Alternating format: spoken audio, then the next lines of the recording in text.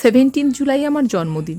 হাজব্যান্ডের চাকরি সূত্রে আমরা কৃষ্ণনগরে থাকি, তো কেউ তো নেই পাশা বাড়ির।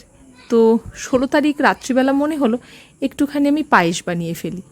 তো প্রথমে গোবিন্দভোগ চালটাকে 1-2 বার ভালো করে ধুয়ে আমি একটা জায়গাতে গরম জল ফুটিয়ে তার মধ্যে বেশ খানিকটা ঘি দিয়ে গোবিন্দভোগ চালটাকে আমি সেদ্ধ করে নিয়েছিলাম হালকা লবণ দিয়ে। তারপর প্রায় 1.5 লিটার মতো দুধ দিয়ে আমি চালটাকে আবারও ভালো করে একটু সেদ্ধ করিয়ে নিয়েছিলাম।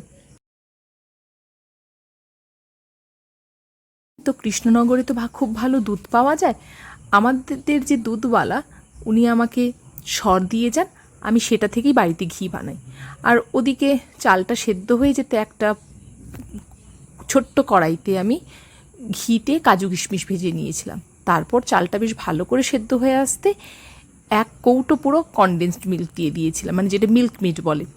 তারপর কাশ্মীর থেকে আনা বেশ খানিকটা কেশর দিয়ে আবারও ভালো করে ফুটিয়ে আমি ভেজে রাখা কাজু কিশমিশ দিয়ে খানিকক্ষণ একটু ফুটিয়ে আমি বন্ধ করে দিয়েছিলাম। এত ভালো স্বাদ হয়েছিল যে সবাই বলছে বেশ অন্যরকম রাখছে। কেন বলুন তো, পুরোটাই হচ্ছে কাশ্মীরের কেশরের জাদু। সত্যি এত সুন্দর খেতে হয়েছে না পায়েসটা, কি বলবো।